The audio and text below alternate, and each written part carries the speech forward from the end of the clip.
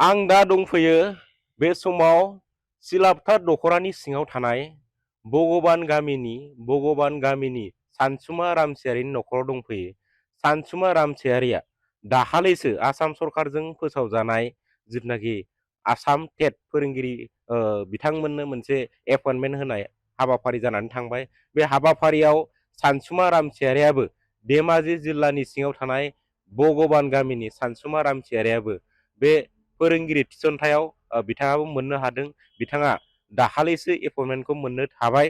दा बे समाव बिथाङा बबे जिल्लायाव बा बबेयाव बिथाङा सौहैनो हादों, लोगोसे बिथाङा फोरोंगिरि हाबा मावनो थाखाय बा फोरोंगिरि जिथुनाखि नाजानायजों गेजेरजों दिनै फोरोंगिरि सासे जाफुंसार जानो हाबाय। दा बिनि सायाव बिथांजों जोङो मोगा मोगि लानो सानदों।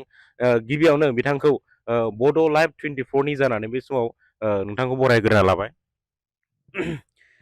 बे समाव बड' लाइभ 24 खौरां बिजोंनि बिनाराम बसुमतारी बिथांखौ आंनि गोसो गोरबोनिफ्राय वेलकाम जासिनाय जाबाय। नोंथाङा बबे समनिफ्राय जिथुनाखि फोरोंगिरि जिथुनाखि टेट पासखौ नोंथाङा टेटखौ नोंहा उथ्रिसारनो हादोंमोन बबे समाव? मायथाइ होननानै बुङोब्ला आङो आसाम टेट बे आसाम टेटखौ 2021 मायथाइयावनो उथ्रिनो हादोंमोन। बे समावहाय बे टेटखौ उथ्रिनो थाखाय जों गोबां खस्थ' खालामनो गोनां जायो। बे खस्थ'खौ मोननो थाखाय जोङो गावनि गोसोजोंबो नाजानाय थानांगोन, गाव माबा मोनसे मावनो होननानै गाव नाजानाय थानांगोन, थांखि थानांगोन। बे टेटखौ उथ्रिनो थाखाय आं बुहुद खस्थ'बो खालामबोदोंमोन फरायनायाव, सिलेबास कभार खालामनायाव, माखासे मोनखांनाय आगोलनि फोरोंगिरि बिथांमोननाव सोंनानै बा आरो माखासे आजिखालि इउटुब चेनेलनि गेजेरजोंबो गोबां मोजां मोजां फोरोंगिरि दङ। बैफोरनि थ्रुयै आङो माखासे सिलेबासफोरखौ बा आंनो गोनांथि जानाय माखासे नलेजफोरखौ गियानफोरखौ आं बुथुमनानै लानो हादोंमोन आरो मा। नोंथाङा फरायसालिखौ बबे फरायसालिनिफ्राय जागायजेननायमोन? आङो फरायसालिया गिबियावनो एल.पि. स्कुल होननानै बुङोब्ला आङो जागायजेननायाथ' गुदि एल.पि. स्कुलानो नङा होमबा? जोंनि गामिनि भगबान बर' गुदि फरायसालिनिफ्रायनो जागायदोंमोन। एम.इ. स्कुलखौबो आङो दैमालु बर' गेजेर एम.इ. स्कुलावनो जागायदोंमोन। थामथियाव हाइ स्कुलखौ आङो बिजनि बान्दब हाइयार सेकेन्डारि स्कुलाव जागायदोंमोन चिरां जिल्लानि। आरो ग्रेजुवेसनखौ आङो सिलापथार साइन्स कलेजाव 2020 मायथाइयाव कमप्लिट खालामनो हादोंमोन। नोंथाङा बर' मिडियामजोंनो फरायनानै सासे बर'निनो फोरोंगिरि जानो हाबाय। नोंथाङा माबायदि मोनदों गोसोआव? आङो जोबोद गोजोननाय मोनदों आरो गावखौनो गाव गोग्गानाय मोनदों जे जोङो बर' मिडियाम फरायनानैबाबो सासे जाफुंसार उथ्रिसार जानो हादों। लोगोसेनो बेयाव माखासे गोबां जोंहा बर' मिडियाम हिसाबै फोरोंगिरिनि बेलायाव गोबां स्ट्रागोल खालामनो गोनां जायो, नाजानो गोनां जायो।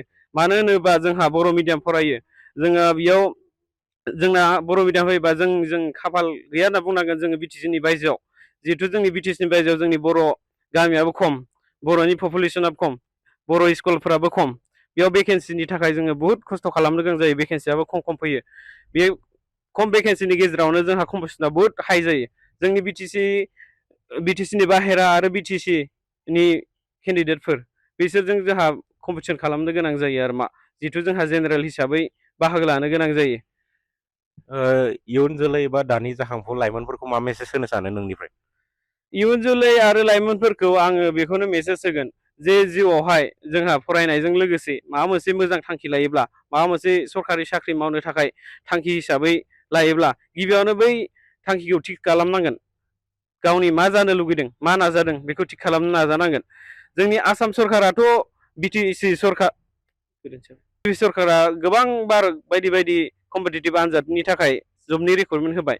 बेयावनो अबेबा मोनसे साख्रिफोराव सोरबाफोर जोंनि लाइमोनफोरा नाजादोंब्ला मोजाङै नाजा। मा सिस्टेमनि कन्डाक्ट खालामो एग्जामा, मा सिस्टेमनि सिलेबासखौ मा फल' खालामनांगौ, आजिखालिथ' बुहुद मोजां मोजां कनसेप्टसुयेल भिडिअफोरबो मोनबाय, जाय एग्जामनि थाखाय जोङो रेडि खालामनो थाखाय रेडि खालामनो हायो। बेबायदिनो नाजानाय थानांगोन, अब्लाना साक्सेसफुल जाहैगोन आरो मा। प्रेक्टिसाथ' खालामखानांगोन, थांखांनाय सिलेबासफोरखौ नायनांगोन, बे सिलेबासाव मा मा कुइसन फैयो बे कुइसनफोरखौ फल' खालामनांगोन, प्रेक्टिसाथ' थाबाय थाखानांगोन। बे समाव मोनसे आं नोंथांजों सोंथि सोंबावनो सानदों। नोंथाङा सिलापथार दख'रा दुलाराय बर' फरायसा आफादनिबो मावथ' गाहाय नेहाथारिमोन। बे हारि बा माहारियारि आफादाव बिबान लानानै जिथुनाखि फरायनाय बेलाखौ नोंथाङा लांफाबाय थादों बे बेलायाव मा बुंगोन? जोङो सोलोंथाइ मोनबाय, जोङो ग्रेजुवेसन जाबाय, लोगोसे जोंहा बर' हारियाव जोनोम मोननाय हिसाबै बर'आव गोबां माहारि आफादफोर थायो। थिग बेबायदिनो आङो सिलाफोथार दख'रा दुलाराय बर' फरायसा आफादनिनो सासे 2019 मायथाइयावनो हाबदोंमोन सासे मेम्बार हिसाबै, एक्टिभ मेम्बार हिसाबै। थिग बेबायदिनो फैयै फैयै आङो दा नैबे समावहाय सिलाफोथार दख'रा दुलाराय बर' फरायसा आफादनि मावथां नेहाथारि। बे समाव आङो बेखौनो बुंगोन, जोङो सोलोंथाइ थायोब्ला जोङो गासैबो बिथिङाव हारि जौगानायनि थाखाय, हारि समाज सांग्रांथिनि थाखाय जोङो बाहागो लानो हायो।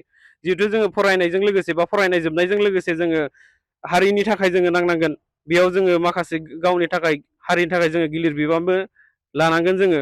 जिहेथु जोंहा दावहायानो जोबखायाखै। जोंहा मानो होनना बुङोब्ला जोङो हारिनि थाखाय जोंहा सोलोंथाइयानो गिबि दावहा।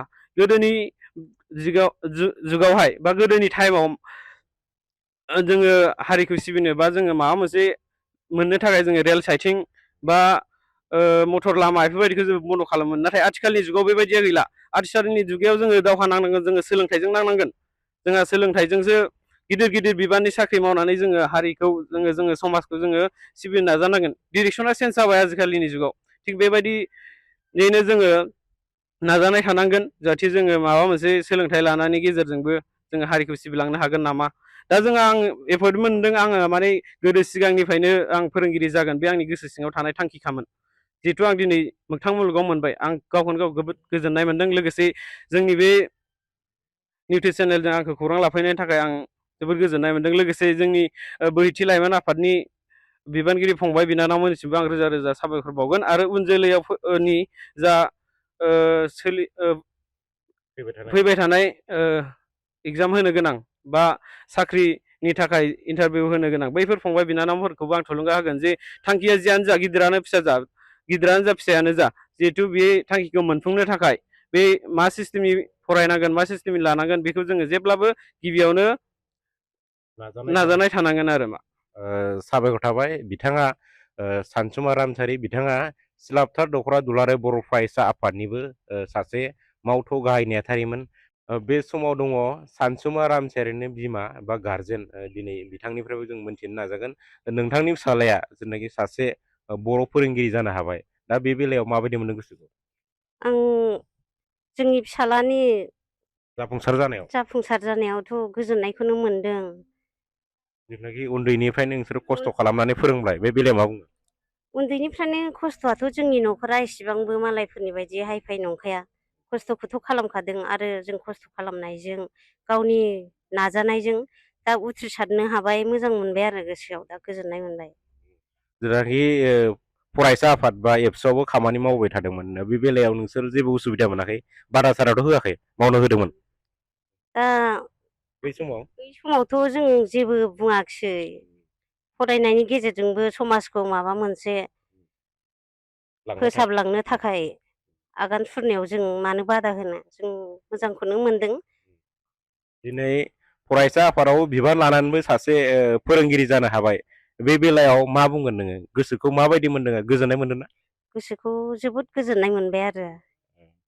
बे समाव बिजेपि सरखारखौ मा होनगोन नोङो, मा खावलायगोन? साबायखर बावबाय आं बिजेपि सरखारखौ, हेमन्त बिश्व शर्माखौ। माने थाइसेबो फैसा होआलासिनो दिनै साख्रिखौ मोननो हाबाय, बे बेलायाव थाइसेबो फैसा लायालासिनो बिजेपि सरखारा जोंनि गथ'खौ साख्रि मोनहोबाय। आरो बिदिनो आसामनि गुबुन गुबुन जायगाफोरनिखौबो, आरो जोंनि बिटिआरनि बायजोनिखौबो साख्रि होबाय। उननि गथ'फोरखौ बेबायदिनो होलांबाय थाथों होननानै आं हेमन्त बिश्व शर्मानिसिम आसा खालामनानै थाबाय आरो। गोजोननाय थाबाय मादैनिसिम। खोब मोजां गावनि गोसोनि बाथ्राखौ फोरमायदों। बुंनांगोन बे समाव बिजेपि सरकारा जेब्लानिफ्राय जादों, बे समाव गोदोखौ बुङालासिनो दानि बिजेपि सरकारा थाइसेबो रां रुफा होआलासिनो दिनै जायनो मोजां मोजां फरायनानै मोजां मोजां मार्क खालामनो हादों, इन्टारभिउफ्राव उथ्रिसारनो हादों, बिथांमोननो साख्रि होनाय बे हाबाफारिखौ जों नुबाय थादों।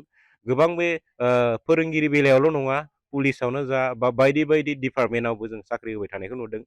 बे समाव आं दंमोन, धेमाजि जिल्लानि सिङाव थानाय सिलापथार दख'रानि भगबान गामियाव बे भगबान गामिनिफ्राय सानसुमा रामसियारिनि न'खरनिफ्राय आङो बिनाराम बसुमतारी बड' लाइभ 24 खौरांगिरि गोजोन्थों खुलुमबाय।